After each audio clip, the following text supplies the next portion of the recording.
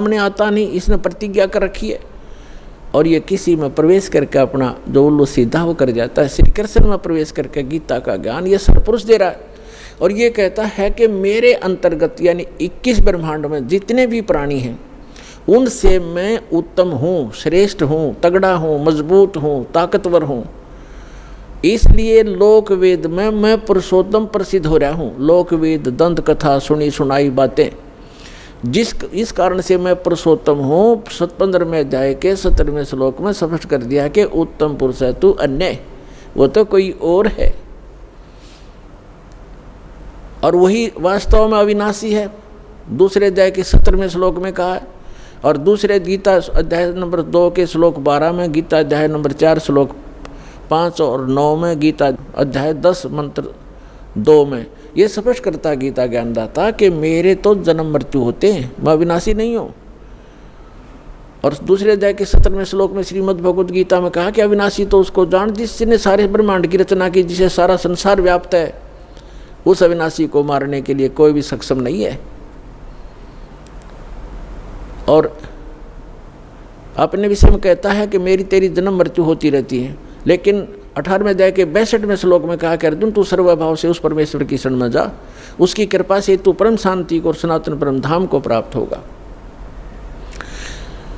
और श्रीमद् भगवद गीता अध्याय नंबर 15 के श्लोक नंबर 1 से 4 का आशय ये सारांश है कि उल्टा लटका हुआ संसार रूपी वृक्ष है, ऊपर को पूर्ण परमात्मा है, वो सबका धारण पोषण करने वाला, जिससे सबकी उत्पत्ति हुई है, सर्व उत्पादक प्रभु है, ऊपर सतलोक में रहता है। वो संसार रूपी वृक्ष की जड़ है, और अक्षर पुरुष ये तना है, सरपुरुष ये काल जो गीता का ज्ञान दे रहा है श्री कृष्ण में प्रवेश करके, ये एक शाखा है, एक मोटी डार है। आगे 3 शाखा है, ब्रह्मा विष्णु महेश समझो, और पात रूप संसार। तो ये स्वयं बताना चाहता है। फिर गीता अध्याय नंबर 15 के श्लोक नंबर 1 से 4 का सारांश है कि उल्टा लटका हुआ संसार रूपी वृक्ष है, और जो इन सभी विभागों को बताता है, जैसे चौथे अध्याय के 32 और 34 श्लोक में बताया है कि सच्चिदानंद घन ब्रह्मणे, यानी ब्रह्मणे मुखे, ब्रह्मणे माने सच्चिदानंद घन ब्रह्म के मुख से उच्चरित वाणी में ये तत्व ज्ञान विस्तार से कहा गया है। जो यज्ञों के बारे में, यज्ञ माने धार्मिक अनुष्ठानों के विषय में जो जानकारी है विस्तार से कही गई है। और चौथे अध्याय के 34वें श्लोक में कहा कि उस ज्ञान को तत्वदर्शी संतों से जाकर समझ। गीता ज्ञानदाता कहता मैं नहीं जानता उस तत्व ज्ञान को, नहीं तो एक अध्याय और लिख देता 19वां कि वो तत्व ज्ञान ये सुन ले, इसमें लिखता हूँ। वो तत्व ज्ञान से परिचित नहीं है। चौथे अध्याय के 34वें श्लोक में गीता जी में कहा है कि उस ज्ञान को जो सच्चिदानंद घन यानी परम अक्षर ब्रह्म अपने आप अपने मुख कमल से बोलता है, आकर के उसकी अमृतवाणी में लिपिबद्ध किया जाता है, कबीर वाणी में, वो तत्व ज्ञान है। चौथे अध्याय के 34वें श्लोक में कहा गीता जी में, उस ज्ञान को तू तत्वदर्शी संतों के पास जाकर समझ। उनको दंडवत प्रणाम करने से, कपट छोड़कर नम्रतापूर्वक प्रश्न करने से वो तत्वदर्शी संत तुझे तत्व ज्ञान का उपदेश करेंगे। इसे सिद्ध होगा। यहाँ गीता अध्याय नंबर 15 के श्लोक नंबर 1 में वो भी कंसेप्ट क्लियर कर दिया कि वो तत्वदर्शी संत वो होगा जो उल्टे लटके हुए संसार रूपी वृक्ष के सभी विभाग बता देगा। जैसे परमेश्वर स्वयं आते हैं, वो तत्वदर्शी संत की भूमिका भी करते हैं। भगवान तो वो होते ही होते हैं। कबीर साहब कहते हैं अक्षर पुरुष एक पेड़ है, सरपुरुष वा की डार, निरंजन वा की डार, और तीनों देवा शाखा हैं, ये पात रूप संसार। तो जड़ कौन है? वो जड़ की ऑप्शन छोड़ गया परमात्मा, क्योंकि अपने इस दास को भेजा है कि जड़ ये कबीर साहब है, वो अल्लाहु अकबर है, वो परम अक्षर ब्रह्म है जो जड़ है उस सारे संसार की। तो यहाँ ये भी बताया कि उस उल्टे लटके हुए संसार रूपी वृक्ष के सभी विभागों से जो परिचित है, स वेदविद, वो वेद के तात्पर्य को जानने वाला अर्थात तत्वदर्शी संत है। उसके पश्चात परमेश्वर के चौथे अध्याय के 4 श्लोक में लिखा है, तत्वदर्शी संत की प्राप्ति के उपरांत परमेश्वर के उस परम पद की खोज करनी चाहिए जहाँ जाने के बाद साधक लौटकर कभी संसार में नहीं आते। और जिस परमेश्वर ने सारे ब्रह्मांडों की रचना की है, और केवल उसी की भक्ति करो। गीता ज्ञानदाता अपने से अन्य उस पुरुषोत्तम परम अक्षर ब्रह्म की भक्ति करने के लिए कहता है, जिससे आपकी जन्म और मरण छूटेगा। 7वें अध्याय के 29वें श्लोक में गीता ज्ञानदाता कहता है कि मेरे इस ज्ञान का जो आश्रय कर लेता है, यानी तत्वदर्शी संत की जो खोज कर लेता है और तत्व ज्ञान से जो परिचित हो जाता है, जरा मरण मोक्षाय यतन माम आश्रित यतंती ते ये तत्ब्रह्म विदु कर्षणम अध्यात्म अखिल च कर्मम कर्मम च अखिलम। इसका अर्थ ये है, गीता ज्ञानदाता कहता है कि मेरे इस ज्ञान को जो आधार मान के तत्वदर्शी संत की खोज कर लेता है, वो व्यक्ति केवल वो उस तत्ब्रह्म से और सारे अध्यात्म ज्ञान से और सभी कर्मों से परिचित हैं, जो जरा और मरण से छूटने के लिए ही प्रयत्न करते हैं। जरा माने वृद्ध अवस्था का दुख और मरण माने मृत्यु। इस बुढ़ापे के दुख और मृत्यु के दुख से जो छूटने के प्रयत्न कर रहे होते हैं, वे उस तत्ब्रह्म से परिचित हो चुके हैं और मेरे इस ज्ञान का आश्रय कर लिया उन्होंने तत्वदर्शी संत की खोज कर ली है।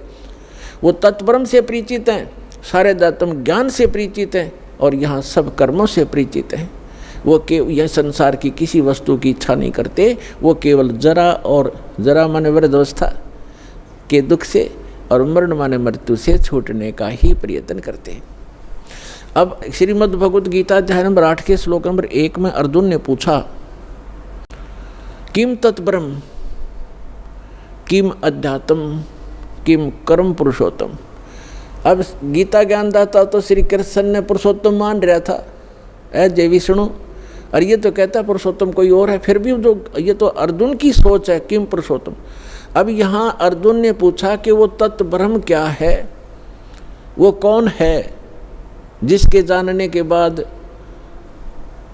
केवल जरा और मरण से छूटने का ही प्राणी प्रयत्न करता है साधक, और कोई वस्तु की डिमांड इस लोक की नहीं करता। इसका भाव ये है।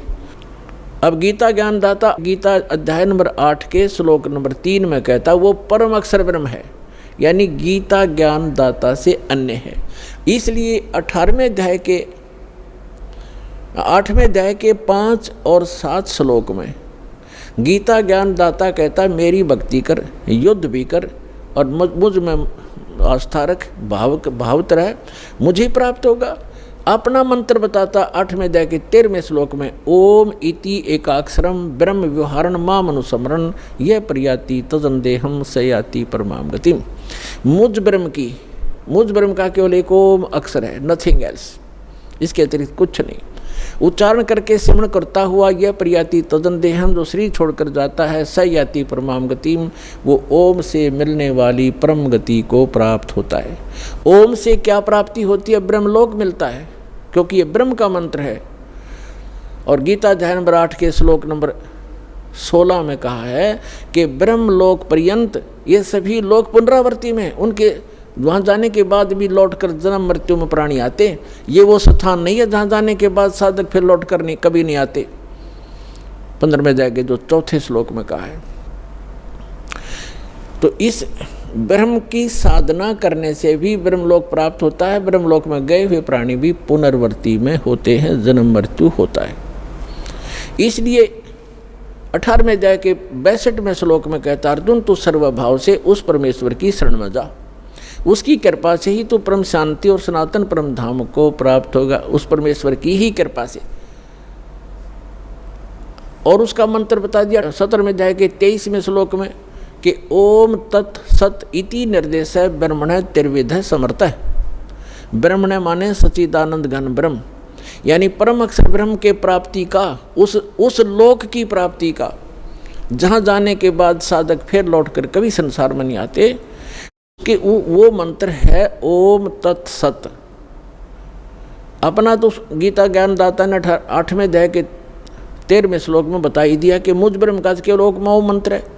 ये तो इनकम्प्लीट साधना है, ब्रह्म तक की है, जन्म मृत्यु सदा बनी रहेगी, वो शाश्वत स्थान प्राप्त नहीं हो सकता, वो सुख प्राप्त नहीं हो सकता।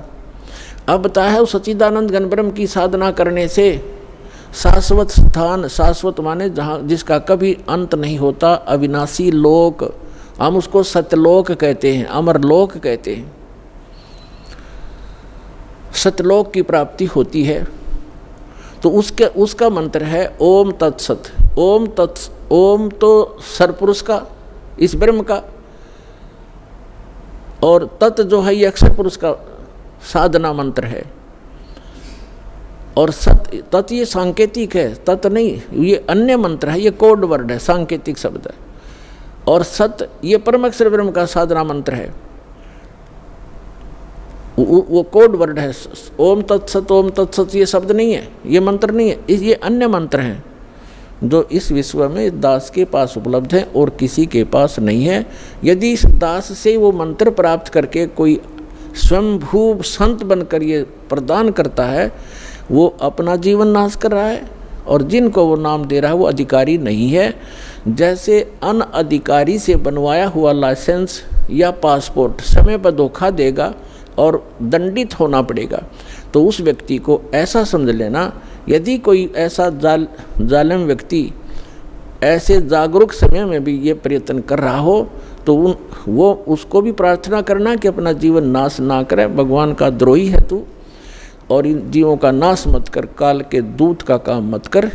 और वो नहीं माने तो अन्य भाई बहनों को ज़रूर बताने की चेष्टा करना, झगड़ा नहीं करना, क्योंकि ये मार्ग झगड़े का नहीं है। हमारा फर्ज है बताने का, समझाने का, और ना मानने कुएं में पड़े तो भाई जानबूझ। परमात्मा फिर कहते हैं कि जानबूझ साची तजय करे झूठते ने, ताकि संगत है प्रभु सोपन में बिना दे। और फिर परमात्मा कहते हैं कर दीपक कुएं पड़े फिर काहे की कुशलात, हाथ में दीपक टॉर्च ले रहा है फिर कुएं में गिरने लग रहा है, तो वो